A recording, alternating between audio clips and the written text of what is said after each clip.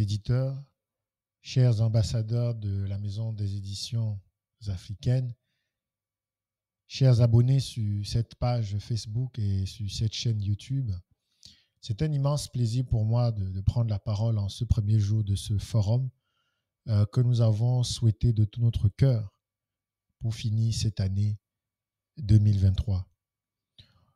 Cela fait un bon moment que nous avions à cœur d'organiser un moment d'échange, de discussion, de débat, de réflexion, mais aussi de rencontres et de promotion avec des écrivains de la Maison des éditions, mais d'autres aussi, autour de cette question fondamentale que nous avons essayé de rassembler dans la thématique de ce forum, à savoir Afrique, héritage et écriture. Pourquoi un tel thème? Un thème de ce genre va nous permettre pendant 3 jours de réfléchir sur chacune des articulations de cette thématique, de voir comment chacune d'elles interagit avec les autres et surtout de voir comment les 3 ensemble nous permettent de fixer le cap pour l'année prochaine et pourquoi pas pour les 10 prochaines années. Alors que l'Afrique aujourd'hui est structurée par diverses propositions de vision, de construction, les éditions africaines ont fait le choix de mettre en réflexion 2 d'entre elles, à savoir la proposition de l'agenda 2163 de l'Union africaine, dont nous parlons régulièrement, et plus récemment la proposition de l'initiative Mansa, portée par son président, le journaliste africain Alain Foka, et d'autres personnes qui sont avec lui. Si nous avons choisi ces 2 modèles, ce n'est pas pour dire que les autres modèles ne sont pas intéressants ou que les autres modèles n'ont pas droit de citer, mais c'est parce que en ayant consulté, en ayant parcouru en profondeur chacune de ces 2 propositions, nous y voyons là la possibilité pour chaque Africain de s'y retrouver, de s'y intégrer et de jouer sa partition.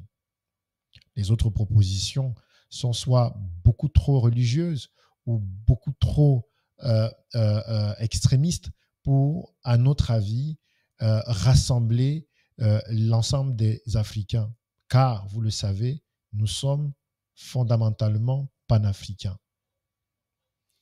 L'agenda 2163 de l'Union africaine propose un ensemble de projets à réaliser pour être une puissance mondiale à l'horizon 2063.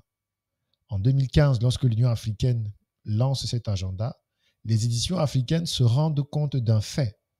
Ceux qui ont préparé l'agenda ne seront pas là en 2063 pour pouvoir défendre les résultats obtenus. Et nous nous sommes alors rendus compte qu'en réalité, cet agenda était un héritage pour nous, que nous laissaient nos pères, les chefs d'État africains, les champions qui sont au pouvoir ou qui étaient au pouvoir en 2015, et que c'était à nous de rejeter ou alors d'accepter cet agenda, parce que c'est nous qui devions plus tard à nos enfants et à nos petits-enfants expliquer qu'est-ce qu'on a fait de l'Afrique à partir de cet agenda. Et avec d'autres amis, d'autres leaders, d'autres visionnaires au sein des éditions africaines, au sein du groupe HK Afrique et de manière même plus large au sein des différents réseaux dans lesquels nous avons travaillé depuis 2015, nous avons fait le choix de prendre l'agenda 2063 comme étant notre agenda, comme étant un héritage que nous avons reçu et que, voilà, qu'est-ce qu'on peut faire donc de cet héritage? Qu'est-ce qu'on va en faire? Il y a un plan stratégique qui est là. Les personnes qui ont écrit cet agenda sont encore au pouvoir et on s'est dit il est peut-être urgent pour nous de s'approprier cet agenda et de pouvoir dialoguer avec les personnes qui ont écrit cet agenda en leur disant voilà, vous avez fixé un cap, vous ne serez pas là, vous ne serez pas vivant. Aucun de vous ne sera vivant en 2063 pour pouvoir le défendre. C'est nous qui, en 2063, c'est notre génération qui devra défendre cet agenda. Alors, travaillons ensemble de sorte que vous nous confiez progressivement les choses, les manettes, les outils pour que cette vision se réalise. Et c'est comme ça que nous avons commencé à travailler avec l'agenda 2063. En 2023, Alain Foka et d'autres personnes, d'autres leaders, d'autres visionnaires africains qu'il a rassemblés autour d'une initiative qu'ils ont nommée Mansa, ont proposé une nouvelle façon de parler de l'Afrique, une nouvelle façon de regarder l'Afrique. Et ils ont identifié aussi, un peu comme l'agenda 2063, des axes sur lesquels il fallait absolument repenser l'Afrique avec notre propre narratif afin de pouvoir sortir des carcans dans lesquels les autres narratifs avaient enfermé l'Afrique pour pouvoir définir nous-mêmes quelle est notre démocratie, quel est notre modèle de gouvernance, quel est notre système éducatif, comment est-ce que nous allons développer notre entrepreneuriat, et ainsi de suite, et ainsi de suite. Et tout de suite, nous sommes reconnus également dans ce discours-là. Mansa voulant dire leader, roi, champion, comment dire, conquérant, mais surtout noble. Nous nous sommes dit, il y a dans l'initiative Mansa quelque chose qui est fondamentalement attaché à la vision que nous portons au sein des éditions africaines. Et au final, on s'est donc demandé, allons-nous continuer à suivre l'agenda 2063 et regarder de loin l'initiative Mansa? Allons-nous laisser tomber l'agenda 2063 et plutôt épouser l'initiative Mansa? Ou allons-nous chercher une voie médiane entre les deux? Ou est-ce que les deux s'opposent? Est-ce que les deux se complètent? C'est là la réflexion de ce forum.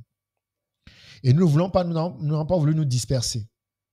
C'est pourquoi nous avons centré ce forum sur l'écriture. Autrement dit, pendant ces 3 journées, nous allons réfléchir ensemble sur qu'est-ce que l'Afrique du point de vue de son écriture, de son narratif. Quels sont les héritages qui nous sont donnés? On passera en boucle ces différents héritages dont j'ai parlé, les 2 que nous avons choisis, et peut-être on évoquera aussi d'autres qui sont là. Mais nous entrerons beaucoup plus en profondeur sur l'agenda 2063 et l'initiative Mansa. Toujours en s'axant sur l'écriture, le livre, l'écrivain, le rôle de celui qui doit être le concierge en fait de l'Afrique, de celui qui doit raconter l'Afrique, de celui qui doit garder la mémoire de l'Afrique. C'est sur cet axe-là qu'on va travailler. Et nous allons nous-mêmes nous interroger sur quel est notre rôle en tant qu'écrivain dans cette transmission des héritages ou de l'héritage de l'Afrique ou des Afriques à travers l'écriture.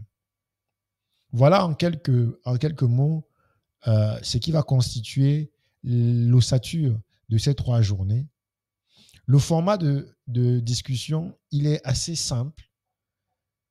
Tout se passe sur la page Facebook Les Éditions Africaines. Vous pouvez intervenir en commentaire pour donner votre avis, poser des questions. Vous pouvez répondre aux questions qui sont posées pendant tout le long de la journée. Dites ce que vous pensez au sujet de cette thématique. Quel est votre positionnement en tant qu'écrivain, en tant qu'acteur du livre, si vous êtes éditeur, libraire, bibliothécaire, distributeur ou je ne sais, enseignant, journaliste, quel est votre rôle? Quel est le rôle que vous avez à jouer dans ce travail de construction de l'héritage, de l'héritage ou des héritages? Vous avez vu, on a mis le S à Afrique pour parler de la pluralité, de la diversité des Afriques dans une Afrique unie. Il ne s'agit pas de dire que l'Afrique est divisée, il s'agit de parler de la diversité des écritures, la diversité d'approches de l'Afrique, la diversité des héritages. Mais tout cela, toute cette diversité dans un seul héritage que nous voulons transmettre plus tard à nos enfants et à nos petits-enfants. Voilà, chers amis, écrivains, acteurs de l'écriture, du livre, ce que je vous propose. Avec mes collaborateurs, les ambassadeurs de la Maison des éditions africaines dans différents pays d'Afrique et hors de l'Afrique, nous allons ensemble organiser ce que nous avons appelé les grands salons. Les grands salons vont être pendant ces 3 jours, 90 minutes, pendant lesquelles nous allons débattre des thématiques que vous pouvez trouver sur le programme de chaque jour qui vous a été communiqué. Si vous souhaitez participer à ces grands salons, vous êtes les bienvenus. Un lien sera mis à disposition pour tous ceux qui voudront se connecter pour pouvoir donner leur avis. Le salon, ça s'appelle le Grand Salon, c'est ouvert. Tous les écrivains, tous les acteurs de l'écriture en Afrique sont invités à se connecter pour participer, pour intervenir, pour donner leur avis. 3 thématiques seront abordées dans chaque grand salon et nous prendrons 30 minutes pour aborder chaque thématique. Il y aura une introduction par celui qui va animer le salon et ensuite, les uns et les autres pourront intervenir pour donner leurs propositions, pour mener la réflexion. Au terme de ces 3 jours, nous allons rassembler tout ce qui va être brassé durant ce forum et à partir de là, nous allons définir la vision des éditions africaines pour les 10 prochaines années. C'est donc dire, chers écrivains, que nous voulons construire avec vous. Nous n'avons pas voulu nous renfermer sur nous-mêmes pour penser la vision des 10 prochaines années.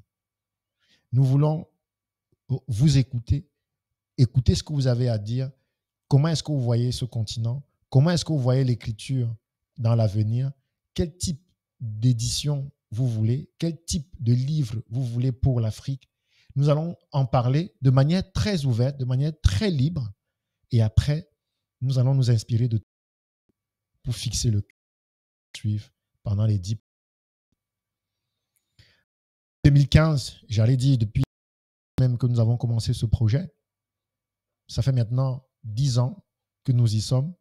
Et nous nous sommes dit à la fin de cette décennie, il fallait faire le point et fixer le cap de la prochaine décennie.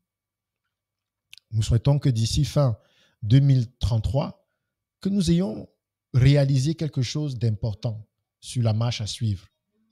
Et si cela est nécessaire, que nous puissions encore nous arrêter pour vous inviter à évaluer tout ce que nous avons fait ensemble. Bon forum.